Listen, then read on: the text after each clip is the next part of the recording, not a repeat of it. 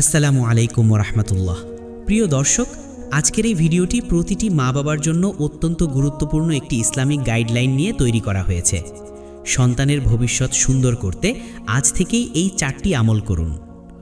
অনেক মা বাবা তাদের সন্তানের ভবিষ্যৎ নিয়ে চিন্তিত থাকেন। সন্তান কি নেক হবে, ভালো মানুষ হবে, মা বাবার কথা শুনবে, নাকি খারাপ পথে চলে যাবে? এই দুশ্চিন্তার মাঝেও আমরা অনেক সময় ভুলে যাই যে আসল পরিবর্তন আল্লাহর হাতে, আর সেই পরিবর্তনের চাবিকাঠি হলো দোয়া, কোরআন এবং নেক আমল। আজকের এই ভিডিওতে আমরা এমন 4টি সহজ কিন্তু শক্তিশালী আমলের কথা জানব, যা নিয়মিত করলে ইনশাআল্লাহ সন্তানের জীবনে ধীরে ধীরে পরিবর্তন আসতে পারে।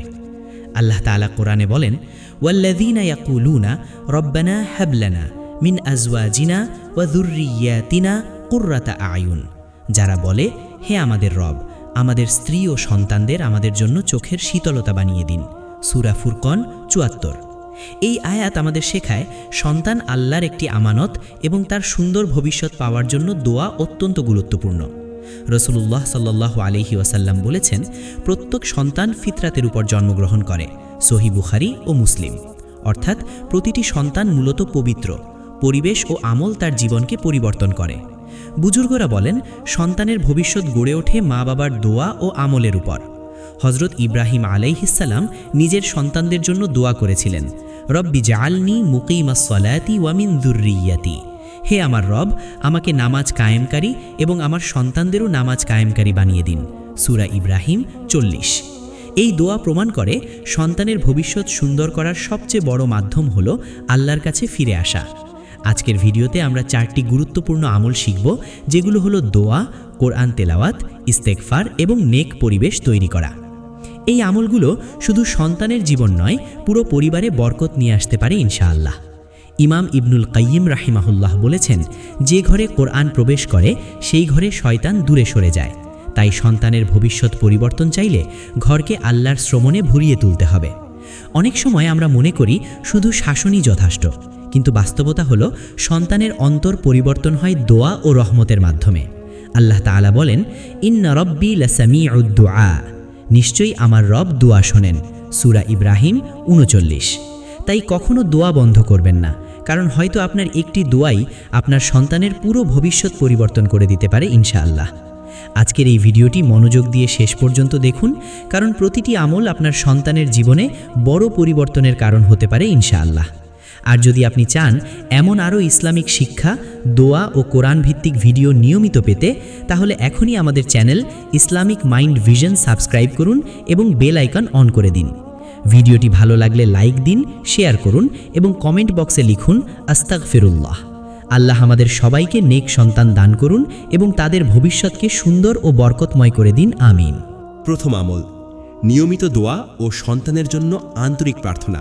প্রিয় ভাই ও বোন, সন্তানের ভবিষ্যৎ সুন্দর করার প্রথম এবং সবচেয়ে শক্তিশালী আমল হল নিয়মিত দোয়া করা এবং আল্লাহর কাছে আন্তরিকভাবে প্রার্থনা করা। দোয়া শুধু মুখের শব্দ নয়, বরং এটি একজন মুমিনের অন্তরের কান্না, ভরসা এবং আল্লাহর সাথে সম্পর্কের সবচেয়ে শক্তিশালী মাধ্যম। আল্লাহ তাআলা কুরআনে বলেন, ওয়াকালা রব্বুকুম উদউনি আস্তাজিব লাকুম, তোমাদের রব বলেছেন, আমাকে ডাকো, আমি তোমাদের দোয়া কবুল করব। সূরা গাফির ৬০। এই আয়াত আমাদের স্পষ্টভাবে জানিয়ে দেয় যে আল্লাহ তার বান্দার দোয়া শুনেন এবং কবুল করেন। যখন একজন মা বাবা সন্তানের জন্য চোখের পানি ফেলে দোয়া করেন, তখন সেই দোয়া কখনোই বৃথা যায় না। রাসূলুল্লাহ সাল্লাল্লাহু আলাইহি ওয়াসাল্লাম বলেছেন, দোয়া হলো মুমিনের অস্ত্র, অর্থাৎ দোয়া এমন একটি শক্তি যা অদৃশ্যভাবে মানুষের জীবন পরিবর্তন করতে পারে। বুজুর্গরা বলেন, একজন মা বাবার দোয়া সন্তানের ভাগ্য পরিবর্তনের চাবিকাঠি। হযরত ইব্রাহিম আলাইহিসসালাম নিজের সন্তান ইসমাইল আলাইহিসসালামের জন্য দোয়া করেছিলেন, যার মাধ্যমে আল্লাহ তাকে নেক সন্তান দান করেছিলেন। এটি আমাদের শেখায় যে দোয়া কখনো ব্যর্থ হয় না, বরং আল্লাহ তার হিকমত অনুযায়ী তা কবুল করেন। আজকের যুগে অনেক মা বাবা সন্তানের আচরণ, রাগ, অবাধ্যতা ও ভবিষ্যৎ নিয়ে চিন্তিত, কিন্তু তারা নিয়মিত দোয়ার শক্তিকে ভুলে যান। মনে রাখতে হবে, মানুষের চেষ্টা সীমিত, কিন্তু আল্লাহর ক্ষমতা অসীম। আল্লাহ তাআলা বলেন, ইন্নাল্লাহা আলা কুল্লি শাইইন কাদির, নিশ্চয়ই আল্লাহ সব কিছুর উপর ক্ষমতাবান। সূরা বাকারা 20। তাই সন্তানের জন্য প্রতিদিন দোয়া করা একটি অপরিহার্য আমল, বিশেষ করে ফজরের পর, তাহাজ্জুদের সময় এবং সিজদায় সন্তানের জন্য দোয়া করা অত্যন্ত ফজিলতপূর্ণ। বুজুর্গরা বলেন, যে দোয়া অশ্রুসিক্ত চোখে করা হয় সেই দোয়া আল্লাহ ফিরিয়ে দেন না। তাই সন্তানের জন্য দোয়া করার সময় মন থেকে কান্না করে আল্লাহর কাছে চাইতে হবে। এই প্রথম আমলটি যদি নিয়মিত করা হয় তাহলে আল্লাহ ধীরে ধীরে সন্তানের জীবনে বরকত, হিদায়েত এবং পরিবর্তন দান করতে পারেন ইনশাআল্লাহ। 2. দ্বিতীয় আমল, কোরআন তেলাওয়াত ও ঘরে কোরআনের আলো প্রতিষ্ঠা করা। প্রিয় ভাই ও বোন, সন্তানের ভবিষ্যৎ সুন্দর করার দ্বিতীয় গুরুত্বপূর্ণ আমল হল নিয়মিত কোরআন তেলাওয়াত করা এবং ঘরে কোরআনের পরিবেশ তৈরি করা। কারণ যে ঘরে কোরআন পড়া হয় সেই ঘরে আল্লাহর রহমত নাজিল হয় এবং শয়তানের প্রভাব দূর হয়ে যায়। আল্লাহ তাআলা কোরআনে বলেন, ওয়ানুনাজ্জিলু মিনাল কুরআনি মা হুয়া শিফাউ ওয়া রাহমাতুল লিল মুমিনিন। আমি কোরআনে এমন কিছু নাজিল করেছি যা মুমিনদের জন্য শিফা ও রহমত। সূরা ইসরা আয়াত 82। এই আয়াত থেকে বোঝা যায় কোরআন শুধু তেলাওয়াতের জন্য নয়, বরং এটি মানুষের জীবন, চরিত্র এবং আত্মাকে পরিবর্তন করার শক্তি রাখে। যখন মা বাবা ঘরে নিয়মিত কোরআন তেলাওয়াত করেন তখন সেই ঘরের পরিবেশ শান্ত হয় এবং সন্তানের অন্তরে ধীরে ধীরে নরমতা আসে। রাসূলুল্লাহ সাল্লাল্লাহু আলাইহি ওয়াসাল্লাম বলেছেন, তোমাদের ঘরগুলোকে কবরস্থান বানিও না, বরং সেখানে কোরআন তেলাওয়াত করো। তিরমিজি। এই হাদিস আমাদের শেখায় যে ঘরে কোরআন নেই সেই ঘর অন্ধকারের মতো হয়ে যায়।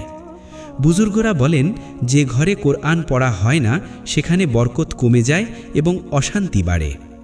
হযরত ইমাম মালিক রহিমাহুল্লাহ বলেছেন, কোরআন হলো হৃদয়ের চিকিৎসা, যা হৃদয়কে জীবিত করে। তাই সন্তানের ভবিষ্যৎ সুন্দর করতে হলে শুধু দোয়া নয়, কোরআনের সাথে সম্পর্ক গড়ে তুলতে হবে। বিশেষ করে সূরা ফাতিহা, সূরা ইখলাস, সূরা ফালাক এবং সূরা নাস নিয়মিত তেলাওয়াত করা অত্যন্ত গুরুত্বপূর্ণ। এই সূরাগুলো সন্তানের উপর আত্মিক প্রভাব ফেলে এবং তাদের মনকে প্রশান্ত করে। অনেক মা বাবা অভিযোগ করেন সন্তান কথা শোনে না অথবা রেগে গেছে, কিন্তু তারা ঘরে কোরআনের পরিবেশ তৈরি করেন না। মনে রাখতে হবে, যেখানে আল্লাহর কালাম থাকে সেখানে শয়তানের প্রভাব কমে যায়। আল্লাহ তাআলা বলেন, ইন্না হাযাল কুরআনা ইয়াহদি লিল্লাতী হিয়া আকওয়াম। নিশ্চয়ই এই কোরআন সবচেয়ে সোজা ও সঠিক পথে পরিচালিত করে। সূরা ইসরা আয়াত 9। তাই দ্বিতীয় আমল হিসাবে নিয়মিত কোরআন তেলাওয়াত করা এবং সন্তানকে কোরআনের সাথে যুক্ত করা অত্যন্ত জরুরি, কারণ কোরআনই সন্তানের অন্তর পরিবর্তনের সবচেয়ে বড় মাধ্যম ইনশাআল্লাহ। তৃতীয় আমল, ইস্তেগফার ও আল্লাহর কাছে ক্ষমা প্রার্থনা করা। প্রিয় ভাই ও বোন, সন্তানের ভবিষ্যৎ সুন্দর করার তৃতীয় গুরুত্বপূর্ণ আমল হল বেশি বেশি ইস্তেগফার করা, অর্থাৎ আল্লাহর কাছে ক্ষমা চাওয়া। ইস্তেগফার শুধু গুনাহ মাফ করার মাধ্যম নয়, বরং এটি রিজিক, বরকত এবং জীবনে পরিবর্তন আনার এক শক্তিশালী চাবিকাঠি। আল্লাহ তাআলা কুরআনে বলেন, ফাকুল তুস্তাগফিরু রব্বাকুম ইন্নাহু কানা গফফারা। তোমরা তোমাদের রবের কাছে ক্ষমা চাও, নিশ্চয় তিনি অত্যন্ত ক্ষমাশীল। সূরা নূহ 10। এই আয়াত আমাদের শেখায়, ইস্তেগফার করলে আল্লাহ শুধু গুনাহ মাফ করেন না, বরং জীবনে নতুন দরজা খুলে দেন। রাসূলুল্লাহ সাল্লাল্লাহু আলাইহি ওয়াসাল্লাম বলেছেন, যে ব্যক্তি বেশি বেশি ইস্তেগফার করে আল্লাহ তাকে প্রতিটি সংকট থেকে মুক্তির পথ করে দেন, প্রতিটি দুশ্চিন্তা দূর করেন এবং অপ্রত্যাশিত জায়গা থেকে রিজিক দান করেন। আবু দাউদ। এই হাদিস থেকে বোঝা যায় ইস্তেগফার মানুষের জীবনকে সম্পূর্ণভাবে পরিবর্তন করতে পারে। বুজুর্গরা বলেন, ইস্তেগফার হলো জীবনের অন্ধকার দূর করার আলো। হযরত হাসান আল বাসরি রাহিমাহুল্লাহ বলেছেন, বেশি ইস্তেগফার করো, কারণ এতে জীবনে বরকত আসে, সন্তান ভালো হয় এবং দোয়া কবুল হয়। অনেক সময় মা বাবা সন্তানের খারাপ আচরণ, অবাধ্যতা বা বিপথগামিতা নিয়ে দুশ্চিন্তায় থাকেন, কিন্তু তারা নিজের জীবনের ইস্তেগফার কমিয়ে দেন। মনে রাখতে হবে, নিজের গুনাহের জন্য ক্ষমা চাওয়া সন্তানের উপরও ইতিবাচক প্রভাব ফেলে। আল্লাহ তাআলা বলেন, ওয়ামা কানাল্লাহু মুআযযিবাহুম ওয়া হুম ইস্তাগফিরুন। যতক্ষণ তারা ইস্তেগফার করে আল্লাহ তাদের শাস্তি দেন না। সূরা আনফাল 33। এই আয়াত আমাদের শেখায়, ইস্তেগফার হলো আল্লাহর রহমত আনার এক শক্তিশালী মাধ্যম। তাই প্রতিদিন সকালে, রাতে এবং বিশেষ করে দুশ্চিন্তার সময় আস্তাগফিরুল্লাহ বেশি বেশি পড়তে হবে। ইমাম ইবনুল কাইয়িম রাহিমাহুল্লাহ বলেছেন, ইস্তেগফার হলো সেই দরজা যা দিয়ে রহমত, বরকত এবং পরিবর্তন প্রবেশ করে। তাই সন্তানের সুন্দর ভবিষ্যৎ চাইলে শুধু দোয়া ও কুরআন নয়, ইস্তেগফারকেও জীবনের অংশ বানাতে হবে। কারণ ইস্তেগফারই আল্লাহর রহমতের দরজা খুলে দেয় এবং সন্তানের জীবনে অদৃশ্যভাবে পরিবর্তন নিয়ে আসে ইনশাআল্লাহ। চতুর্থ আমল, সৎ পরিবেশ ও নেক সঙ্গ নিশ্চিত করা। প্রিয় ভাই ও বোন, সন্তানের ভবিষ্যৎ সুন্দর করার চতুর্থ গুরুত্বপূর্ণ আমল হল তাকে ভালো পরিবেশ এবং নেক মানুষের সঙ্গের মধ্যে রাখা।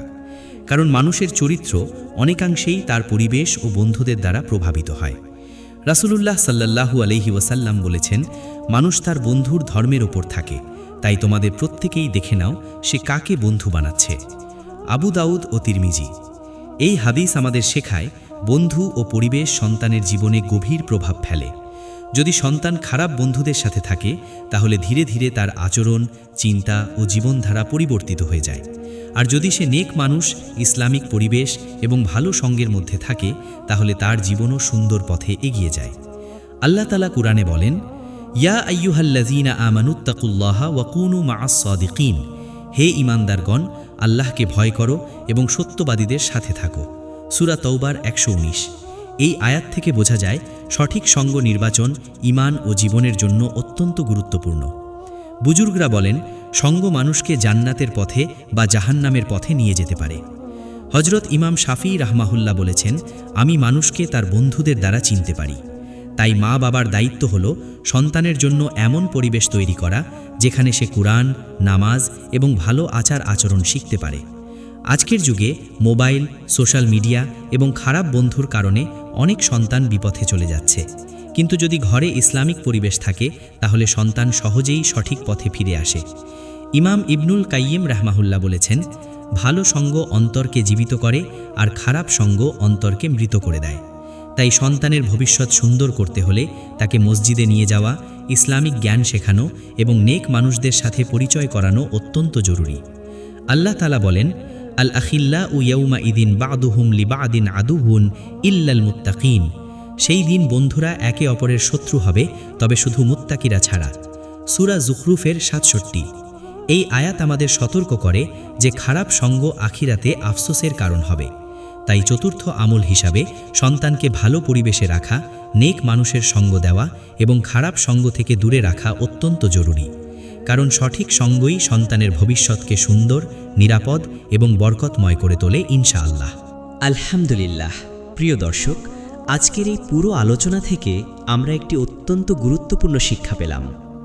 সন্তানের ভবিষ্যৎ শুধু দুনিয়াগী চেষ্টা, পড়াশোনা বা শাসনের উপর নির্ভর করে না, বরং তার মূল ভিত্তি হল দোয়া, কোরআনের আমল, ইস্তেগফার এবং নেক পরিবেশ।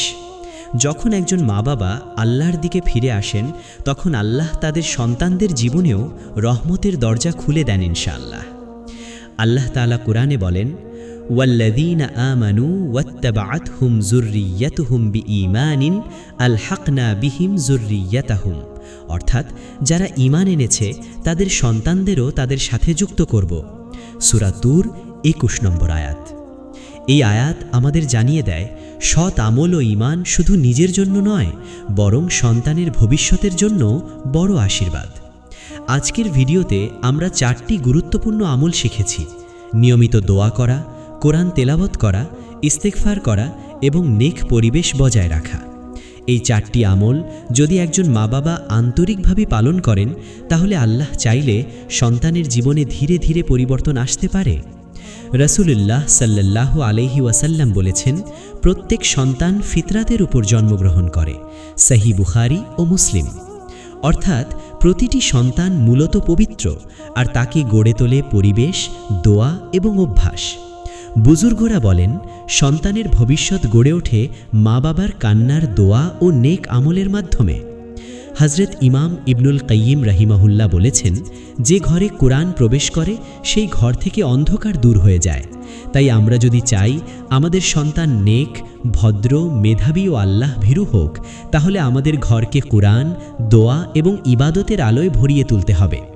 অনেক সময় পরিবর্তন দ্রুত আসে না, কিন্তু আল্লাহর হিকমত অনুযায়ী ধীরে ধীরে আসে এবং সেটাই সবচেয়ে স্থায়ী পরিবর্তন। আল্লাহ তাআলা বলেন, ইন্না মাআল উসরি ইউসরা, অর্থাৎ নিশ্চয়ই কষ্টের সাথে সহজতা রয়েছে। সূরা ইনশিরা 6 নম্বর আয়াত। তাই এই আয়াত আমাদের আশ্বস্ত করে যে কোনো কষ্ট, দুশ্চিন্তা বা সন্তানের খারাপ আচরণ চিরস্থায়ী নয়। আল্লাহ চাইলে সব কিছু বদলে দিতে পারেন। তাই কখনো হতাশ হবেন না, বরং ধৈর্য ধরে দোয়া চালিয়ে যান, কোরআনের সাথে সম্পর্ক রাখুন এবং আল্লাহর উপর পূর্ণ ভরসা রাখুন। কারণ যে মা বাবা আল্লাহর কাছে আন্তরিকভাবে ফিরে আসেন, আল্লাহ তাদের সন্তানদের জীবনও সুন্দর করে দেন ইনশাআল্লাহ।